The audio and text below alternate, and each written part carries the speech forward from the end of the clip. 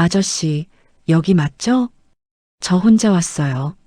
문 좀 열어주시면 안 돼요? 이야기 시작 전 구독, 좋아요 부탁드립니다. 그 목소리는 문 너머에서 떨리지도 울리지도 않았습니다. 오히려 너무 차분해서 그 차분함이 더 낯설게 느껴졌습니다. 저는 현관 안쪽에서 신발도 신지 않은 채 서 있었고 손은 이미 문고리 위에 올라가 있었습니다. 몸은 반사적으로 움직이고 있었지만 마음은 그날의 상황을 받아들이지 못한 채 멈춰 있었습니다. 문 하나를 사이에 두고 저는 계산을 하고 있었습니다. 이 아이를 들이면 생길 일들, 들이지 않으면 아무 일도 없을 가능성. 평생을 그렇게 살아왔기 때문에 그 계산은 오래 걸리지 않았습니다. 복도는 조용했고 이 시간에 누군가 나올 일도 없어 보였습니다. 저는 괜히 숨을 고르고 문 안쪽에서 한 발짝 물러섰습니다. 문을 열지 않은 선택은 제 인생에서 가장 크지도 가장 극적이지도 않은 결정이었습니다. 그저 늘 해오던 선택이었습니다. 문제를 만들지 않는 쪽, 책임이 생기지 않는 쪽, 나중에 설명할 필요가 없는 쪽을 고르는 것. 저는 그렇게 살아왔고 그날도 예외는 아니었습니다. 아이가 더 말을 걸지는 않았습니다. 발소리가 조금 멀어졌고 복도 끝에서 엘리베이터 문이 닫히는 소리가 들렸습니다. 그제야 저는 문 앞에 그대로 서 있는 제 모습을 인식했습니다. 손은 여전히 문고리에 닿아 있었고 심장은 이상하게도 늦게 뛰고 있었습니다. 저는 문을 잠그고 안쪽 불을 껐습니다. 마치 아무 일도 없었다는 듯이요. 그날 밤 저는 거의 잠을 이루지 못했습니다. 누우면 문 앞에 서 있던 아이의 얼굴이 떠올랐고 일어나 앉으면 스스로를 설득하려 애썼습니다. 요즘 세상에 함부로 문을 여는 게 얼마나 위험한 일인지, 괜히 오지랖을 부리다 더 큰 문제가 생길 수 있다는 이야기들을 머릿속에서 반복했습니다. 그 말들은 모두 그럴듯했지만 이상하게도 마음을 가볍게 해주지는 못했습니다. 아침이 되었을 때 저는 평소보다 더 늙어 보이는 얼굴로 거울 앞에 서 있었습니다. 특별히 아픈 곳은 없었지만 몸 전체가 무거웠습니다. 밖으로 나가자 동네는 늘 그렇듯 평온했고 어제 밤의 일은 이곳 어디에도 흔적을 남기지 않은 것처럼 보였습니다. 하지만 저는 알고 있었습니다. 흔적이 남지 않은 게 아니라 제가 애써 보지 않으려 하고 있다는 것을요. 며칠 동안 저는 괜히 집에 일찍 들어오지 않았습니다. 저녁 무렵이 되면 산책을 핑계로 시간을 보내다 늦게 귀가했습니다. 문 앞을 오래 바라보지 않기 위해서였고 혹시라도 다시 누군가 서 있을까봐 피하고 싶어서였습니다. 그게 비겁하다는 생각이 들면서도 그 비겁함에 익숙해진 사람처럼 행동했습니다. 그러던 중 동네에서 조용한 말들이 돌기 시작했습니다. 아이 하나가 보호자를 찾고 있다는 이야기, 며칠째 집에 들어가지 못하고 있다는 이야기, 누군가는 경찰 얘기를 했고 누군가는 요즘 세상이 험하다고 혀를 찼습니다. 저는 그 말들을 들을 때마다 괜히 다른 화제로 대화를 돌렸습니다. 제 선택이 그 이야기와 연결되어 있다는 사실을 인정하고 싶지 않았기 때문입니다. 하지만 사람은 아무리 외면해도 스스로에게서 완전히 도망칠 수는 없었습니다. 밤이 되면 다시 그 문 앞의 장면이 떠올랐고 저는 그날의 선택을 반복해서 떠올렸습니다. 만약 문을 열었다면 어땠을까? 잠깐이라도 물어봤다면 결과가 달라졌을까? 그런 생각은 답을 주지 않았지만 저를 더 이상 예전의 자리로 돌아가지 못하게 만들고 있었습니다. 그날 밤의 일은 그렇게 제 안에 남았습니다. 소리도 없이 그러나 분명하게. 그리고 저는 아직 알지 못했습니다. 그 선택이 단순한 후회로 끝나지 않을 거라는 것을, 그리고 그 아이가 제 인생의 가장 늦은 시기에 찾아온 시험이 될 거라는 것을요. 그 아이 이야기는 제가 원하든 원하지 않든 생활 속으로 스며들어 왔습니다. 엘리베이터 안에서, 단골 가게의 계산대 앞에서, 심지어 아파트 게시판 앞에서도 사람들은 비슷한 말을 했습니다. 보호자를 찾고 있다느니, 잠깐 맡아줄 집이 필요하다느니, 누군가 나서야 하지 않겠느니 하는 이야기들이었습니다. 저는 고개를 끄덕이거나 애매하게 웃는 정도로 반응했을 뿐 대화에 깊이 끼어들지는 않았습니다. 그렇게 며칠이 지나자 저는 제 행동이 점점 더 부자연스러워지고 있다는 걸 느꼈습니다. 평소라면 무심히 지나쳤을 이야기에도 괜히 귀를 기울이게 되었고, 그럴수록 마음은 더 불편해졌습니다. 불편함은 곧 피로로 이어졌고, 피로는 짜증으로 바뀌었습니다. 저는 스스로에게 말했습니다. 왜 남의 일에 이렇게 신경을 쓰느냐고. 그날 밤의 선택은 충분히 합리적이었다고 말입니다. 하지만 그 말들은 하루를 넘기지 못했습니다. 밤이 되면 다시 생각이 되살아났습니다. 그 아이의 얼굴은 여전히 또렷하지 않았지만 문 앞에 서 있던 작은 체구와 낮은 시선은 잊히지 않았습니다. 저는 그 장면을 떠올릴 때마다 마치 제가 직접 밀어낸 것처럼 마음이 불편해졌습니다. 사실은 아무것도 하지 않았을 뿐인데 아무것도 하지 않았다는 사실이 더 크게 다가왔습니다. 며칠 뒤 관리실에서 연락이 왔습니다. 특별한 용무는 아니었고 단순한 확인 전화였습니다. 최근에 밤늦게 복도에서 아이를 본 적이 있느냐는 질문이었습니다. 저는 잠시 말을 고르다가 없다고 대답했습니다. 거짓말은 아니었습니다. 본 적이 없는 게 아니라 본 척하지 않았을 뿐이니까요. 전화를 끊고 나서도 그 대답이 계속 귓가에 남았습니다. 그날 이후로 저는 집안에 있어도 편하지 않았습니다.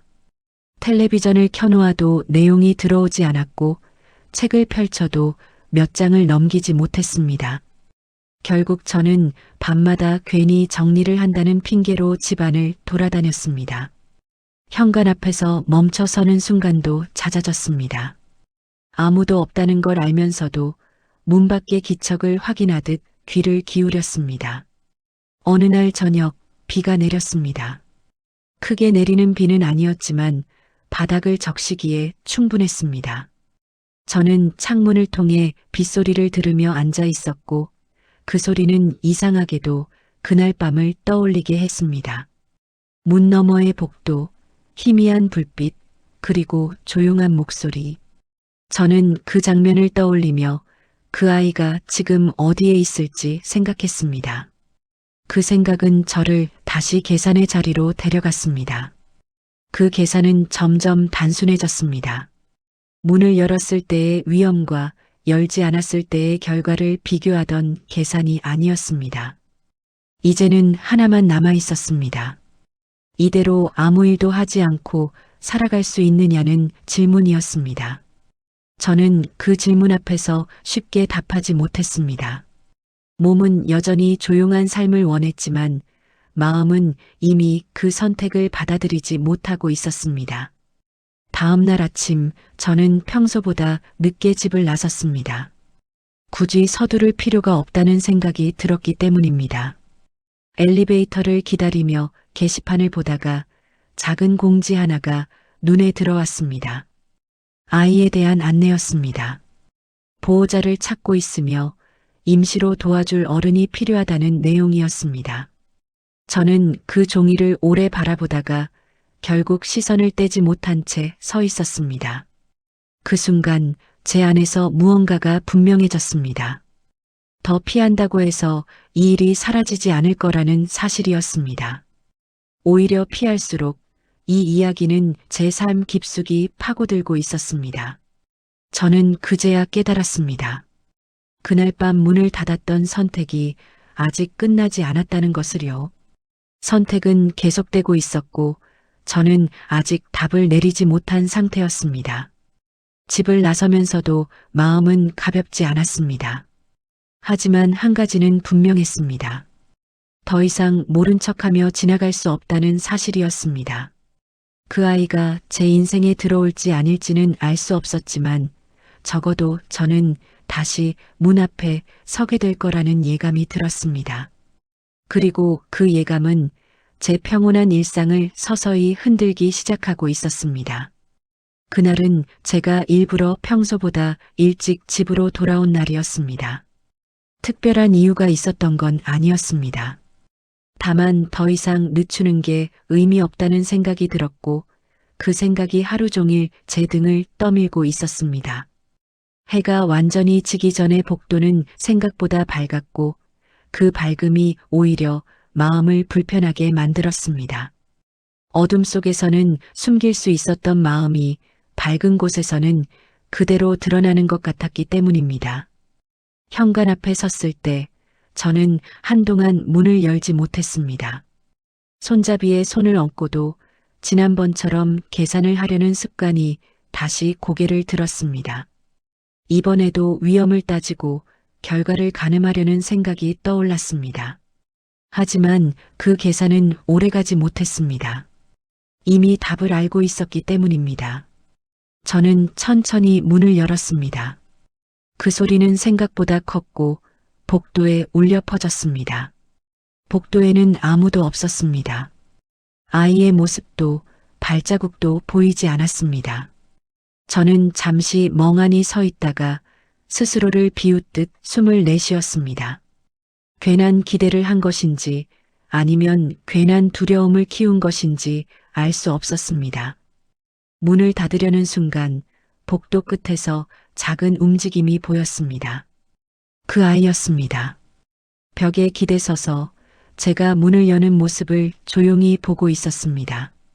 그 아이는 다가오지도 물러서지도 않았습니다. 마치 제 반응을 기다리는 사람처럼 서 있었습니다.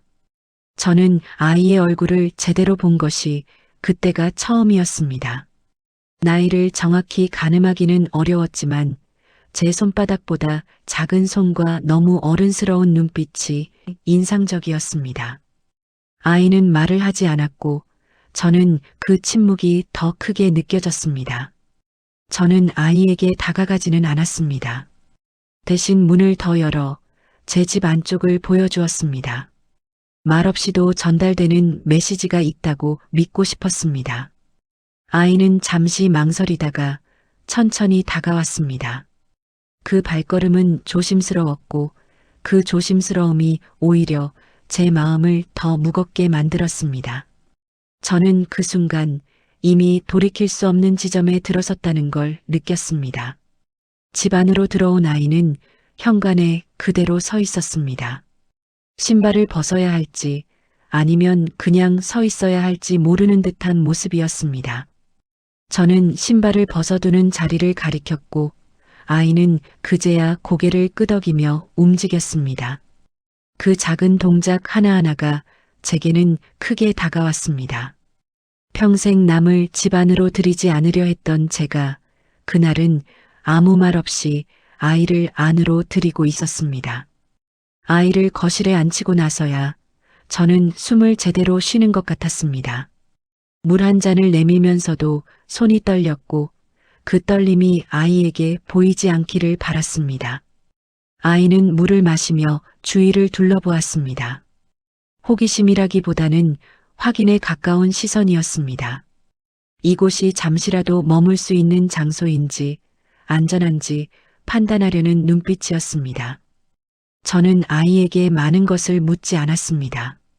이름도 사정도 왜 이곳에 왔는지도 바로 묻지 않았습니다.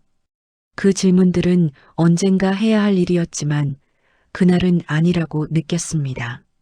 대신 저는 아이가 편히 앉아 있을 수 있도록 집안의 소리를 줄이고 불빛을 조금 낮췄습니다. 그 작은 배려들이 저 스스로를 달래는 행위라는 걸 알고 있었습니다.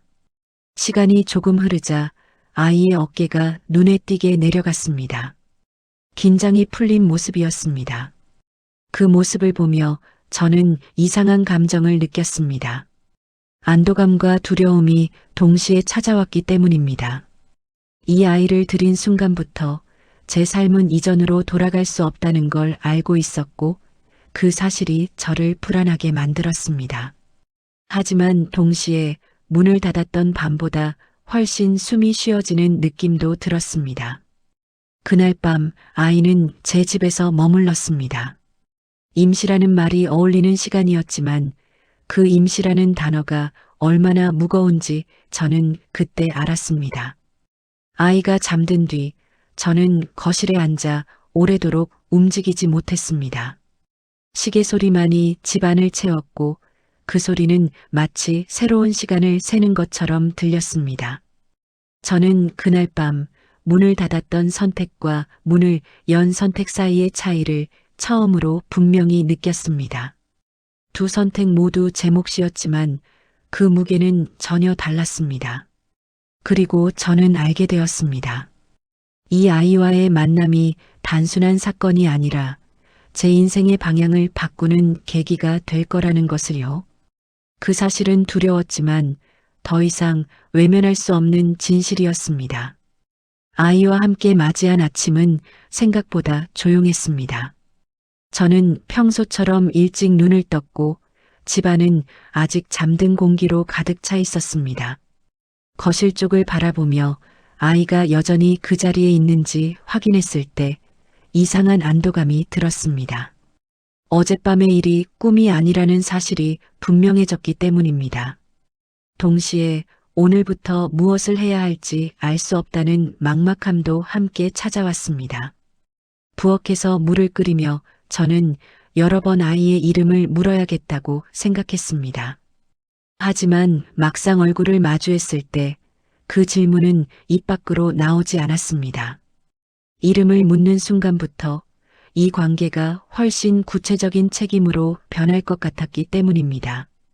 저는 평생 이름을 부르지 않아도 되는 거리에서 사람들과 관계를 유지해 왔습니다. 이름은 너무 많은 것을 요구한다고 믿어왔습니다. 아이는 제가 준비한 간단한 아침을 말없이 먹었습니다. 식탁에 마주 앉아 있으면서도 우리는 서로를 조심스럽게 바라볼 뿐이었습니다.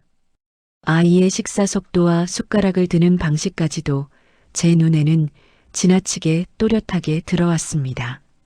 저는 그 모습을 보며 이 아이가 얼마나 오랫동안 스스로를 단정히 관리하며 살아왔는지를 짐작했습니다. 누군가에게 기대기보다는 스스로 버티는 법을 먼저 배운 아이처럼 보였습니다. 아침이 끝난 뒤 저는 아이에게 집안을 간단히 보여주었습니다. 방 하나, 화장실 하나, 작은 베란다까지. 설명이라고 할 것도 없었지만 아이는 고개를 끄덕이며 제 말을 따라왔습니다. 저는 그 과정이 묘하게 어색하면서도 오래전 가족과 함께 살던 시절을 떠올리게 했습니다. 이미 잊었다고 생각했던 장면들이 불쑥불쑥 떠올랐습니다. 아이를 집에 혼자 두고 나가야 할지 아니면 함께 움직여야 할지 고민하던 끝에 저는 관리실로 가기로 했습니다. 아이를 혼자 두는 것이 불안했기 때문입니다. 관리실로 가는 길 내내 저는 이 상황을 어떻게 설명해야 할지 머릿속으로 정리했습니다. 하지만 막상 관리실 직원과 마주했을 때 저는 필요한 말만 간단히 전했을 뿐입니다. 아이가 잠시 제 집에 머물고 있다는 사실, 보호자를 찾고 있다는 사실을 확인하고 싶다는 말만 했습니다. 관리실에서 들은 이야기는 제가 짐작하던 것과 크게 다르지 않았습니다. 보호자는 연락이 닿지 않고 있고 공식적인 절차가 진행 중이라는 설명이었습니다. 그 말은 동시에 이 아이가 당분간 어디에도 확실히 속하지 못한 상태라는 의미이기도 했습니다. 저는 그 사실이 마음에 걸렸습니다. 집으로 돌아오는 길, 제 발걸음은 생각보다 느렸습니다.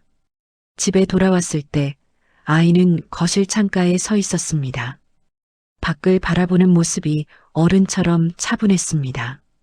저는 그 뒷모습을 보며 이 아이가 얼마나 많은 시간을 기다림 속에서 보냈을지 상상했습니다. 누군가를 기다리고 상황이 바뀌기를 기다리는 시간 말입니다.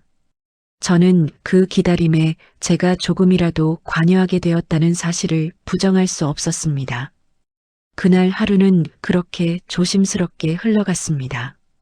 우리는 많은 말을 하지 않았지만 침묵이 어색하게 느껴지지는 않았습니다. 오히려 그 침묵 속에서 서로의 존재를 확인하고 있었습니다.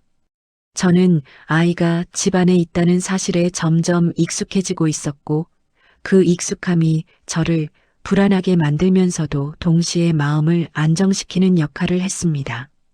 밤이 되었을 때 저는 아이에게 잠자리를 준비해 주었습니다. 거실에 이불을 펴고 필요한 물건을 옆에 두었습니다. 아이는 짧게 고개를 숙이며 감사의 뜻을 전했습니다. 그 모습을 보며 저는 문득 왜 아직도 이름을 묻지 않았는지 스스로에게 다시 질문했습니다. 그리고 그 질문에 대한 답을 그제야 조금 알 것 같았습니다. 이름을 알게 되면 이 아이는 더 이상 잠시 머무는 존재가 아니라 제 삶 속에 분명히 자리 잡은 사람이 될 것이었습니다. 저는 그 무게를 아직 감당할 준비가 되어 있지 않았습니다. 하지만 동시에 그 준비를 언젠가는 해야 한다는 사실도 알고 있었습니다. 그날 밤 저는 쉽게 잠들지 못했습니다. 아이의 숨소리가 거실에서 조용히 들려왔고 그 소리는 제게 계속해서 말을 걸고 있었습니다. 아침이 밝았을 때 저는 전날보다 조금 늦게 눈을 떴습니다. 집안은 조용했고 그 조용함이 낯설지 않았습니다. 거실 쪽에서 들리던 아이의 기척이 사라진 걸 느꼈을 때 잠시 가슴이 철렁 내려앉았습니다. 혹시 아이가 사라진 건 아닐까 하는 생각이 먼저 들었기 때문입니다. 하지만 곧 부엌 쪽에서 물 끓는 소리가 들렸고 저는 그제야 숨을 돌릴 수 있었습니다. 아이의 뒷모습을 보며 저는 이상한 감정을 느꼈습니다. 누군가의 집에서 조심스럽게 움직이는 모습이 아니라 오래전부터 그 공간을 알고 있었던 사람처럼 자연스러웠기 때문입니다. 저는 그 자연스러움이 아이의 강인함에서 비롯된 것인지 아니면 이미 너무 많은 공간을 전전해왔기 때문인지 가늠할 수 없었습니다. 다만 한 가지는 분명했습니다. 이 아이는 누군가의 배려에 익숙하지 않았습니다. 식탁에 마주 앉았을 때 저는 결국 질문을 꺼냈습니다. 이름이 아니라 아주 사소한 질문이었습니다. 어젯밤에 잠은 잘 잤는지 불편한 데는 없었는지 같은 것들이었습니다. 아이는 짧게 대답했고 그 대답 하나하나가 필요 이상으로 조심스러웠습니다. 저는 그 조심스러움이 아이를 지켜온 방어라는 걸 느꼈습니다. 그날은 외출이 필요했습니다. 아이에게 필요한 물건들을 준비해야 했고 관리실에서 들은 절차도 확인해야 했습니다. 저는 아이와 함께 집을 나섰습니다. 복도를 걸을 때 사람들의 시선이 느껴졌습니다. 호기심인지 걱정인지 아니면 단순한 관찰인지 알 수 없었지만 저는 그 시선들이 불편했습니다. 동시에 제가 그 아이와 나란히 걷고 있다는 사실이 마음 한편을 묘하게 단단하게 만들었습니다. 밖으로 나오자 아이는 잠시 멈춰서서 주변을 둘러보았습니다. 그 모습은 아이답다기보다는 상황을 파악하려는 어른의 태도에 가까웠습니다. 저는 그 모습을 보며 이 아이가 얼마나 일찍부터 스스로를 책임져야 했는지 다시 한번 실감했습니다. 그 책임을 지금은 제가 나눠지고 있다는 생각이 들자 어깨가 무거워졌습니다. 가게에서 필요한 물건들을 고르며 저는 아이의 반응을 유심히 보았습니다. 아이는 꼭 필요한 것만 집었고 불필요한 것은 눈길도 주지 않았습니다. 저는 그 태도가 안쓰럽게 느껴지면서도 함부로 바꾸고 싶지는 않았습니다. 이 아이에게는 이미 자신만의 질서가 있었고 그 질서를 무너뜨리는 것이 반드시 좋은 일은 아니라는 생각이 들었습니다. 집으로 돌아오는 길에 저는 문득 깨달았습니다. 이 아이에게 필요한 건 당장 큰 도움이나 화려한 보호가 아니라 예측 가능한 하루라는 사실이었습니다. 언제 일어나고, 언제 먹고, 언제 쉬는지 알 수 있는 삶. 저는 평생 그런 삶을 당연하게 누려왔지만 이 아이에게는 그 자체가 낯선 것이었습니다. 그 깨달음은 저를 조금 부끄럽게 만들었습니다. 집에 돌아와 물건들을 정리하면서 저는 자연스럽게 아이에게 규칙을 설명했습니다. 어렵지 않은 것들이었습니다. 식사 시간, 외출할 때의 약속, 서로 지켜야 할 선. 아이는 그 말을 진지하게 들었고 고개를 끄덕였습니다. 그 모습에서 저는 처음으로 제가 이 아이의 어른 역할을 하고 있다는 사실을 분명히 느꼈습니다. 그 인식은 저를 흔들었습니다. 저는 그동안 어른이라는 말을 책임으로부터 멀어지기 위해 사용해 왔습니다. 나이가 들면 자연스럽게 어른이 되는 줄 알았고, 그래서 더 이상 무언가를 감당하지 않아도 된다고 생각했습니다. 하지만 지금 이 순간 어른이라는 말은 도망칠 수 없는 자리에 저를 세워두고 있었습니다. 밤이 되었을 때 저는 혼자 앉아 오래 생각에 잠겼습니다. 이 아이와의 시간이 언제까지 이어질지 알 수 없었고 어떤 결말을 맞이하게 될지도 알 수 없었습니다. 다만 분명한 건 저는 이미 선택을 했다는 사실이었습니다. 문을 열었고 함께 걸었고 규칙을 설명했습니다. 그 선택들은 모두 제가 더 이상 예전의 자리로 돌아갈 수 없다는 증거였습니다. 그날 밤 저는 처음으로 이름을 물을 용기를 내야겠다고 생각했습니다. 아직 묻지는 않았지만 그 질문이 머릿속에서 분명한 형태를 갖추고 있었습니다. 이름을 묻는다는 것은 이 아이를 제 삶의 일부로 인정하는 일이었고 그 인정이야말로 제가 이 여정에서 넘어야 할 다음 관문이라는 걸 알고 있었습니다. 저는 그 사실을 받아들이며 천천히 잠에 들었습니다. 아침 공기가 유난히 맑았던 날이었습니다. 저는 평소보다 일찍 눈을 떴고 잠에서 완전히 깨어나기도 전에 아이의 존재를 먼저 떠올렸습니다. 누군가와 함께 산다는 사실이 이렇게 빠르게 생활의 중심으로 들어올 줄은 몰랐습니다. 아이는 아직 방에서 나오지 않았고 그 닫힌 문 하나가 집안의 공기를 바꾸고 있었습니다. 아침 식사를 준비하며 저는 몇 번이나 손을 멈췄습니다. 괜히 서두르다 아이를 불안하게 만들까봐 평소보다 더 천천히 움직였습니다. 식탁에 마주 앉았을 때도 바로 말을 꺼내지 않았습니다. 침묵이 어색하지 않도록 식사 소리와 생활 소음이 자연스럽게 흐르게 두었습니다. 그렇게 몇 분이 흘렀을 때 저는 조심스럽게 이름을 물었습니다. 그 질문은 간단했지만 저에게는 긴 준비가 필요했습니다. 이름을 묻는다는 건 이 아이를 하나의 인격으로 받아들이겠다는 선언과도 같았기 때문입니다. 아이는 고개를 숙인 채 잠시 아무 말도 하지 않았고 저는 그 침묵을 재촉하지 않았습니다. 아이가 이름을 말했을 때 저는 그 소리가 제 안으로 천천히 스며드는 것을 느꼈습니다. 그 이름은 특별하지도 낯설지도 않았지만 이상하게 오래 남았습니다. 저는 그 이름을 속으로 몇 번이고 되뇌며 이 아이가 이제는 상황이 아니라 사람이 되었다는 사실을 실감했습니다. 이름을 알게 된 이후 저는 아이를 대하는 제 태도가 미묘하게 달라졌다는 걸 느꼈습니다. 말의 속도, 눈을 마주치는 시간, 기다리는 방식까지 보호해야 할 대상이 아니라 함께 시간을 나눌 존재가 되었다는 감각이었습니다. 그날 오후 우리는 동네를 천천히 걸었습니다. 목적지는 없었고 저는 일부러 방향을 정하지 않았습니다.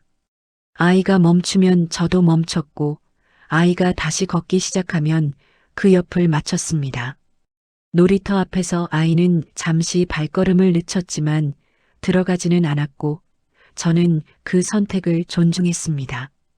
집으로 돌아오는 길에 저는 처음으로 미래를 떠올렸습니다. 이 아이가 언제까지 여기 머물 수 있을지, 그리고 언젠가 다시 떠나야 할 날이 온다면 저는 어떤 얼굴로 보내야 할지. 그 생각은 저를 불안하게 했지만 동시에 지금 이 시간을 허투루 보낼 수 없다는 책임감도 함께 안겨주었습니다. 며칠이 지나자 집 안으로 들어오지 않던 세계가 조금씩 문을 두드리기 시작했습니다. 전화 한 통, 일정 하나, 서류 몇 장이 우리의 일상에 스며들었습니다. 저는 그 모든 것이 아이에게 또 하나의 시험처럼 느껴졌습니다. 방문 일정이 정해진 날 아침, 아이는 평소보다 말수가 더 적었습니다. 저는 일부러 평소와 다름없는 하루를 연출하려 애썼습니다. 식탁의 위치도 식사의 메뉴도 제 말투도 바꾸지 않았습니다. 변화는 어른이 감당해야 한다고 생각했습니다. 방문이 시작되자 저는 제 안에서 알 수 없는 긴장이 올라오는 걸 느꼈습니다. 질문은 정중했지만 그 정중함 속에 평가가 담겨 있다는 걸 저는 알고 있었습니다. 저는 최대한 사실만을 말했고 아이를 대신해 설명하지 않으려 애썼습니다. 아이의 태도는 놀라울 정도로 차분했습니다. 그 차분함은 안정이 아니라 익숙함에서 나온 것처럼 보였습니다. 저는 그 사실이 마음을 아프게 했습니다. 이 아이는 이미 여러 번 이런 시간을 견뎌왔을지도 모른다는 생각이 들었기 때문입니다. 방문이 끝난 뒤 집안은 다시 조용해졌습니다. 아이는 아무 말도 하지 않았고 저는 그 침묵을 깨지 않았습니다. 대신 저녁 식사를 준비하며 평소보다 조금 더 정성을 들였습니다. 말로 위로하지 않아도 일상이 주는 안정이 필요하다고 믿었습니다. 그날 밤 작은 사건이 있었습니다.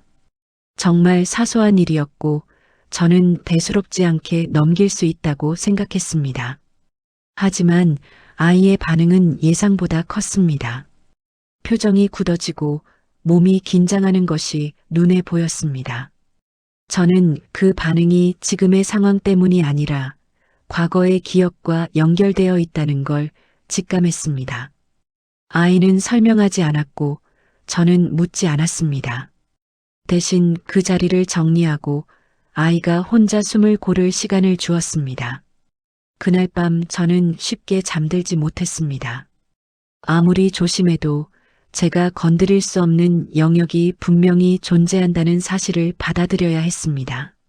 저는 모든 것을 해결해 줄 수 있는 사람이 아니라는 걸 그제야 인정하게 되었습니다. 그 인정은 실패가 아니라 현실이었습니다. 아이에게 필요한 건 완벽한 보호자가 아니라 도망가지 않는 어른일지도 모른다는 생각이 들었습니다.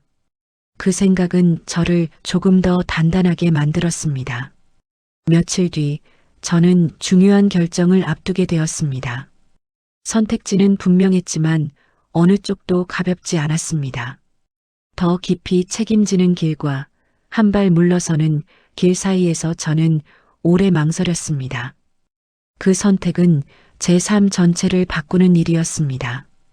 혼자였을 때 유지해왔던 리듬, 익숙한 자유, 미뤄두었던 책임들이 한꺼번에 떠올랐습니다. 저는 제 자신에게 솔직해지려 노력했습니다. 아이를 바라보며 저는 이 선택이 동정이나 감정에 의한 것이 아니라는 걸 확인하고 싶었습니다. 이 아이가 아니라면 하지 않았을 선택이라는 사실이 오히려 저를 더 고민하게 만들었습니다. 결국 저는 선택했습니다. 그 선택이 완벽하지 않다는 것도 앞으로 더 많은 어려움이 기다리고 있다는 것도 알고 있었습니다. 하지만 지금 이 순간만큼은 도망치지 않는 쪽을 택하고 싶었습니다. 시간은 조용히 흘렀습니다. 극적인 변화는 없었지만 작은 안정들이 쌓여갔습니다. 아침에 일어나는 시간, 식탁에 앉는 위치, 저녁에 불을 끄는 순서까지 우리는 조금씩 같은 리듬을 만들어갔습니다. 저는 이제 압니다. 함께 걷는다는 건 대신 걸어주는 일이 아니라는 것을요. 같은 속도로 걷고 넘어질 때 곁에 있어주는 일이라는 것을요. 이 아이와의 시간은 제 삶을 이전으로 되돌릴 수 없게 만들었습니다. 하지만 동시에 이전보다 더 분명하게 살아가게 만들었습니다. 책임은 무거웠지만 그 무게 덕분에 하루하루가 또렷해졌습니다. 앞으로 어떤 결말이 기다리고 있을지는 알 수 없습니다. 하지만 지금 이 순간만큼은 확실히 말할 수 있습니다. 저는 도망치지 않았고 이 아이 역시 혼자가 아니라는 사실입니다. 그 사실 하나로 오늘은 충분했습니다. 사연을 들어주셔서 감사합니다. 더 좋은 사연으로 찾아뵙겠습니다.